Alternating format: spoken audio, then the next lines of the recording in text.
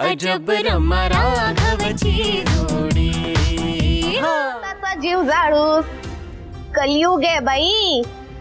तो त्याच्या पोरीचा विचार करतोय, तू तुझ्या पोराचा विचार कर।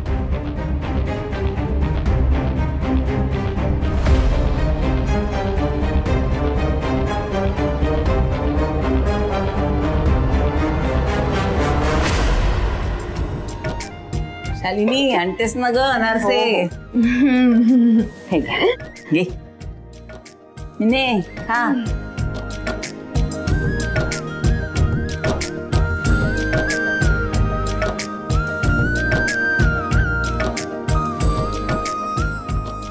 रुक्मिणी, तू म्हणतेस तसं अगदी सुंदर जाळीदार आणि खुशखुशीत झालेत हो अनारसे। तुझ्या सुनबाईच्या हाताला खरंच खूप चव आहे हो। सुगरणच आहे बरं का मी ने माझ्या सगळ्या सुना सुगरणच आहे। वागणं बोलणंही अगदी घरंदाज। त्यांना एखादं काम सांगितलं ना की आपण निश्चिंत राहायचं, ते काम झालंच म्हणून समजायचं। नशीबवान आहेस हो खरंच या बाबतीत मी फार नशीबवान आहे। हा म्हणजे शालिनीची पिढी तर आहेच, पण आता तिच्या सुनाई एकदम तयार झाल्या आहेत। पूजा तर आहेच, पण रमा पण काही कमी नाही। हा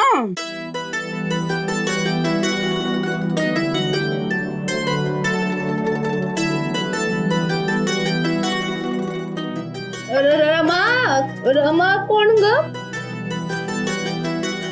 म्हणजे कधी बघितलं नाहीये मी तिला घरात। हा हो, तुला कसं माहिती असणार? रमा म्हणजे माझ्या राघवाची होणारी बायको। अगं बाई हो का? की गुणाची पोर आहे ना। म्हणजे स्वयंपाक पाणी म्हणू नको, या घरातले रीतिरिवाज म्हणू नको, सगळं इतकं पटकन आत्मसात केलंय ना तिने की अगदी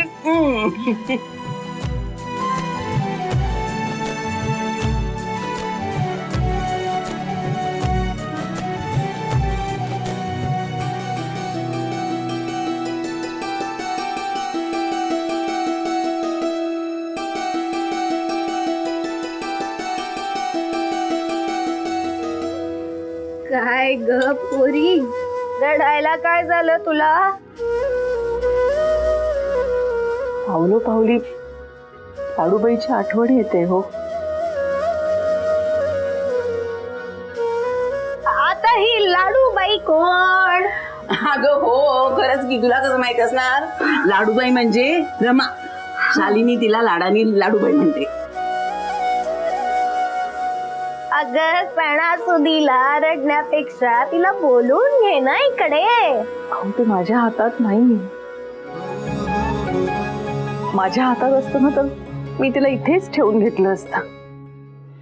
लाडूबाईने सुद्धा दिवाळीचा सगळा फराळ करायला मला मदत केली असती आणि ते सगळे फराळाचे पदार्थ तिला खाऊ घालण्याची मी माझी हौस पुरी करून घेतली असती।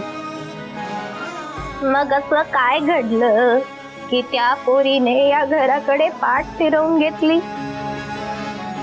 नाही पण तिचं काहीच चुकलं नाही। काहीतरी गैरसमज झाले आणि ते इतके वाढत गेले की सगळं प्रकरण हाताबाहेरच गेलं। आणि राघवचे आबा सुद्धा इतके हट्टाला पेटलेत की त्यांना रमा राघवचं दुःखच दिसत नाहीये। अगं मग तुला दिसतंय ना, मग तू तिला फोन करून बोलून घे इकडे। तेच तुम्हाला मी सांगते हो, माझ्या हातात नाहीये। आणि राघवच्या आबांनी तर आता शपथ घालून सांगितलंय की काहीही झालं तरी रमाशी कुठल्याही प्रकारचे संबंध ठेवायचे नाहीत। ती पोर बिचारी किती दुखावली गेली असेल। खरं तर मी तिला फोन करू शकते किंवा तिने शिकवली त्याप्रमाणे तिला मी व्हॉइस नोटही करू शकते, पण मी मुद्दामच करत नाही। म्हटलं या सगळ्या गोष्टीमुळे तिलाच त्रास होईल, नकोच, हे काहीच नको।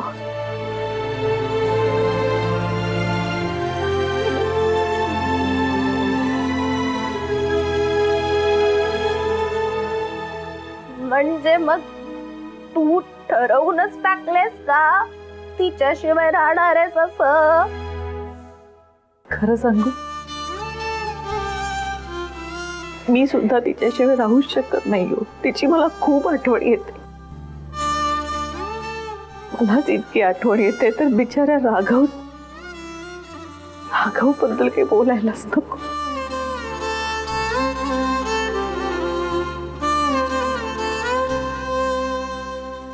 आई,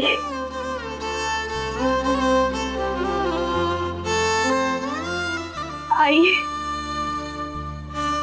तुमची लाडू इथेच आहे, तुमच्या जवळ. ती तुमच्यापासून लांब कधीच नाही राहू शकत तो.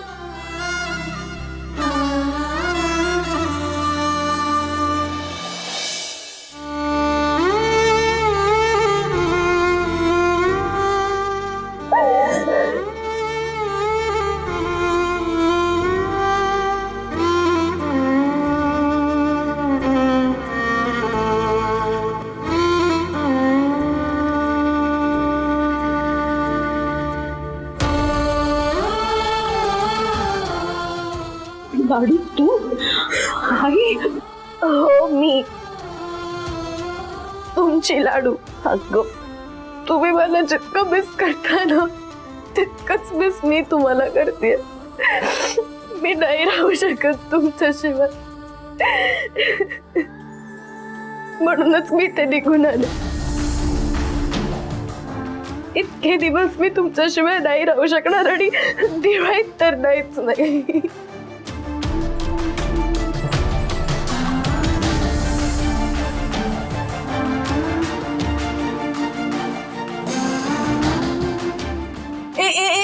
मी तुम्हाला भेटलं आणि मलाच घेत नाही तुम्ही.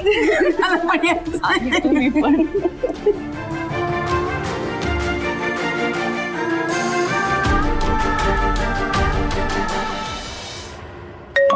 कोणाचा रमा? हॅलो. Hello dad. आज कशी काय डॅडची आठवण आली? डॅड, मला तुझी नेहमीच आठवण येते. पण नेहमी फोन काही येत नाही, तो असा क्वचित कधीतरी अधून मधून येतो. तुला खरं सांगू बाळा, तू नाहीयेस ना घरामध्ये तर घर कसं अगदी सुन सुन वाटतंय. आता ये लवकर, वाट बघतोय तुझी. कधी येतेस? तेच सांगायला फोन केलाय मी dad. I am coming back tomorrow. What a pleasant surprise. Great great great. बरं, तुला पिकअप करायला गाडी कुठे पाठवू सांग? कशी येतेस? नाही नाही डॅड, तू गाडी नको पाठवूस. मी डायरेक्टली येईन घरी. ओके? अगं पण बरं डॅड, मी फोन ठेवते हा आता. मला बॅग पॅक करायचे, सो नंतर बोलते. ओके? ओके, ठीक आहे. पण काळजी घे आणि हॅपी जर्नी. सांभाळून घे. बाय.